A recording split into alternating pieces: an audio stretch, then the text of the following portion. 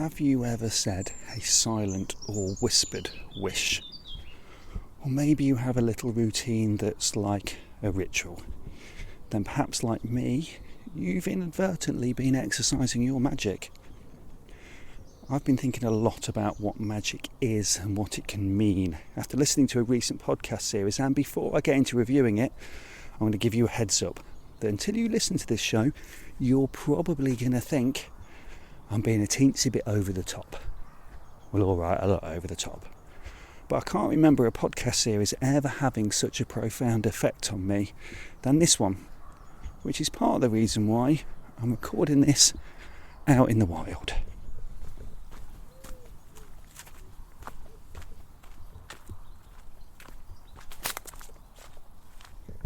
It's just after dawn and I'm out along the Grand Union Canal in Leicestershire.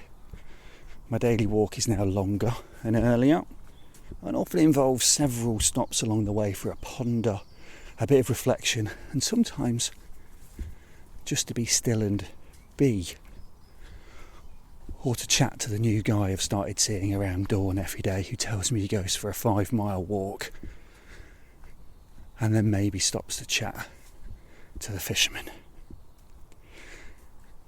One of the other reasons I'm out and about is I've been looking into the local history of the area, and the road I walk along to get here predates the Romans. And in fact, Edward I came along it on his way to Leicester at the end of the year 1300. And one of the first settlements around here is just a few miles away. And it happened in the year 500. Then over the next half century or so, they moved along closer to near where I live. And they had a settlement that stretched for about 1,500 acres across a whole area that lasted for about 1,000 years until this common land used by the people for their crops and animals and living, and then was taken by the Enclosure Acts, taken away from them and given with a legal stamp to a gentry landowner, so taken from the many and given to the few. And that kind of ties in with this podcast series I'm going to talk about.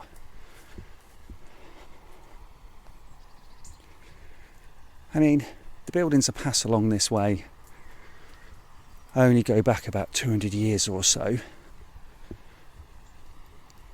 But as I walk along the canal, passing old condemned brick bridges that used to carry the animals across the fields, it isn't hard to imagine a different world, a different life, and how life evolved from the communities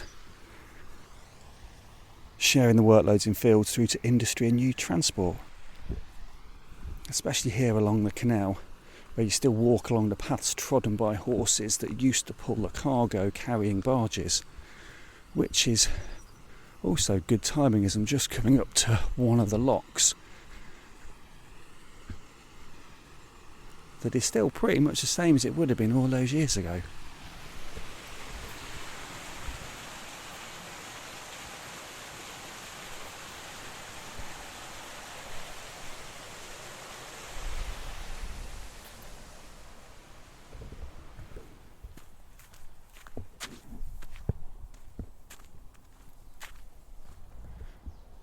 Right, you might be thinking, alright, a little bit of history, cheers for that, let's crack on with a review, shall we? And you know what, fair point. But I'm also out here because I listened to this series mainly whilst out walking, and it really added to it and made me feel a little bit more connected, thoughtful. I'm not saying, look, you have to get your shoes on and head off into the wilderness to listen to a podcast show, but you know, you might want to. Anyway, this all might sound like absolute nonsense. Or maybe not. Right. This looks like a good spot to have a pause, a ponder, and a peer over the canal. You know what? I'm going to snap a picture of this because it's proper beaut. I mean, yeah, sure, it's just a canal and a field, but the light coming through the trees, off the water, the birdies taking flight across the field. It's lovely.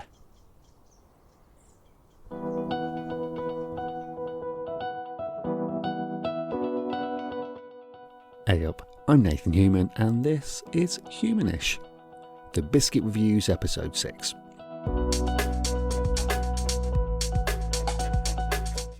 This episode is a double header, starting with the podcast series Witch, and then the graphic novel Isabella and Blodwen by Rachel Smith. If by some chance you want to skip ahead to the second review, you can fast forward to 10 minutes and 30 seconds. I saw the podcast series Witch recommended on social media by writer Melissa Harrison, and I didn't even read any blurb or listen to any trailers. I just dived straight in. Based on the title and the gorgeous folksy artwork, I was kind of expecting a light jaunt through history and perhaps some interviews with people who are carrying on some witchy Wicca-like traditions. And yes, we meet some modern witches, but it is far more varied and deeper and at times shocking than I was expecting. From kitchen witches to sisterhoods to an architect who uses the wheel of the year and the phases of the moon to help him plan work and lifestyle changes. Do you want to hear how greed and capitalism radically altered communities and sidelined the role of women? No problem. How about why the witch trials were not as prevalent in northern Scotland and Wales and Ireland? Cool, got you covered. Why does digging in soil help your mood, and what magic helps elite athletes? Or why do big businesses pay hundreds of thousands for their own witchy guides? You get all of that and more as thoughtful, inquisitive and genuine host India Rakison and her team create a spellbinding series with each half-an-hour episode artfully exploring different aspects of what witch can mean. There is revelatory insight into how the words witch and hag have been corrupted, and she also reveals what gossip originally meant. I'll let you experience the joy of hearing that one, but it will definitely make you rethink how it is used. The series is sprinkled with beautifully surprising moments like that, and part of its charm and joy is that Rakison is warmly inquisitive and open with everyone she meets. This gentle curiosity opens up far more dialogue than some other journalists who might utilise a more challenging or antagonistic approach. There is real rigour and depth as historians and academics are nudged to help unpack something of a mystery centuries in the making. Because at its heart, this series takes preconceived ideas of what a witch is and uses it as a way to explore how a drive to industry and material wealth led our society away from its connection to community and nature, and how this redefined the role of women within these new societies. It also sounds fantastic. The original music by The Big Moon and sound design by Olga Reed is a perfect brew, and they help add depth and character to the stories we hear and the people we meet.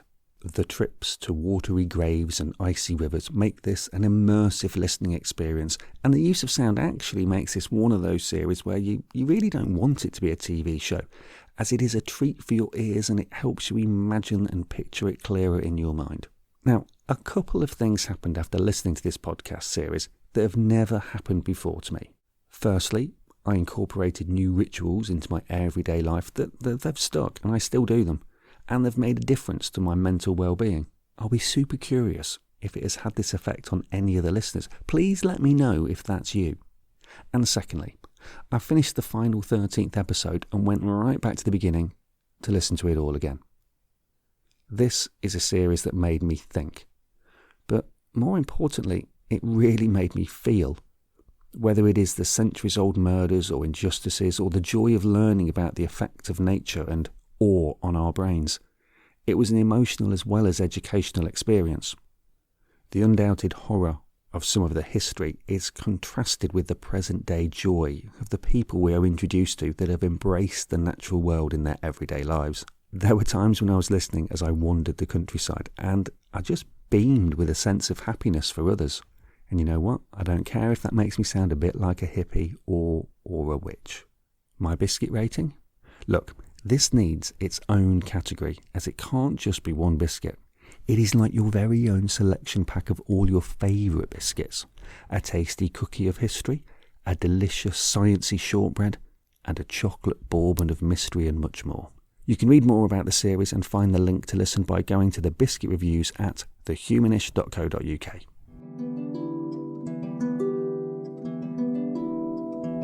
You can find previous episodes of the Biscuit reviews and the written versions of those reviews at thehumanish.co.uk. For future episodes, I would like to hear from you. Do you have a TV show, podcast or book that you think is a bit of an undiscovered gem?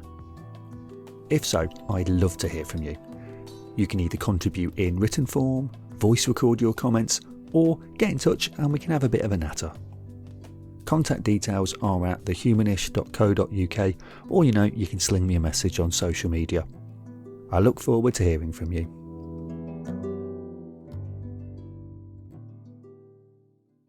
Artist, writer and comic book creator Rachel Smith has built a loyal following with her autobiographical comic strips.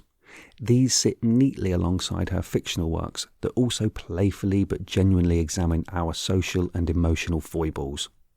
During the pandemic, her daily quarantine comics not only resonated with many people, but they also showcased her winning ability to address what can be huge emotional thoughts with nimble humour and wit.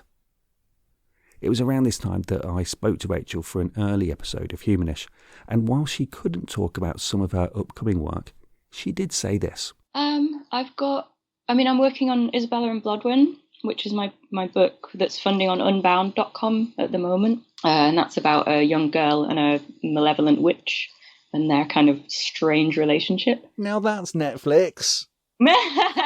They've got all this stuff on there now. I've just seen this like Lock and Key, the October Faction. They've had Sabrina.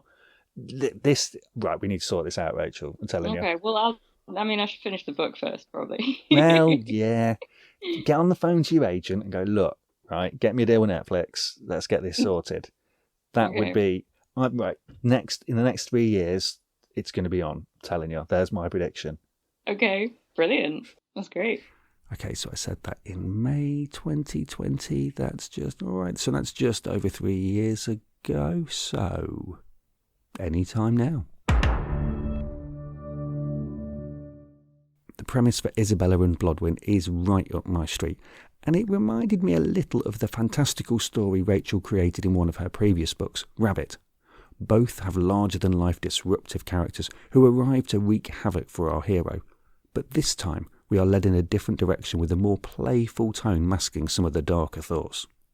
Our hero is Isabella, a precocious 16-year-old who is struggling with the social aspect of life at Oxford University. Highly strung and anxious, but brilliant and determined, she has no time for her flatmates, even the well-meaning nice one, as she is determined to pour her time and energy into securing a summer internship with her favourite professor. It is on a uni trip to Pitt's River Museum, an actual museum, that an incident occurs that leads to Blodwen, the centuries-old witch, being unleashed.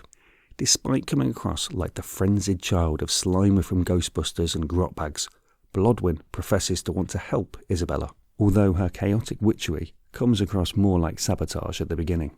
And as a quick side note, right, this gave me some weird flashbacks to 20 years ago, when I ended up at that same museum on a trip when I was with an ex, and their mum took us there. Anyway, after some brief therapy, I finished the book. On my first read-through, I loved the artwork, especially the shape-shifting big persona of Blodwen, but also Rachel's skills at depicting such nuanced emotions and thoughts in characters' expressions. This means that when she does rely on words, they are completely necessary and delivered with zest. It was on the second read-through that I honed more in on the storyline of, I don't know how to fit in whilst being me. This is often given to teenage characters, but you know what? It's something that I'll admit to still finding tricky at the age of, well, not a teenager. After listening to the podcast series Witch, I also went back to reread the parts where Blodwen corrects an inaccurate historical story about witches. And it's appropriate that the mistelling is given by a cocksure, in more ways than one, male professor. The art and colour for these retellings are lush, and they help elevate the story and the character of Blodwen. The odd couple relationship of the two main characters has echoes of the manic energy of Bottom a little bit, and I couldn't help but imagine Blodwen as a female Rick Mail. Maybe I was thinking of Drop Dead Fred? There is a fun contrast between the ancient but impulsive Blodwen and the young but apprehensive Isabella. And there's a nice balance with a caring flatmate Annie. Between them, there's a sweet and important tale of who's got your back when you need it most. This bit might sound a little bit odd, and apologies for another kind of filmy reference, but there's an element of Spielberg's early family films to this book, in that depending on your age, you'll relate to and respond to different parts of the story. And I know we might be reaching a point of fatigue and saturation with expanded stories and universes, but I really could go for an Isabella and Blodwen series to further explore these characters, and at least maybe take Isabella through university. When you have a writer that creates memorable characters and well-crafted and interesting stories, you always want more. My biscuit rating for Isabella and Blodwen is mini party rings, slightly chaotic and colourful fun, and good for sharing. You can find written versions of these podcast reviews on the website thehumanish.co.uk, where you can also find social media links for Twitter, Instagram to come and say hi, and you can see the mini video versions over on TikTok. The link for that is also at thehumanish.co.uk, where you can also find links to Rachel Smith's work and the Witch podcast series. Thanks for listening, and you know what, feel free to share this with a friend or, someone you don't like, up to you.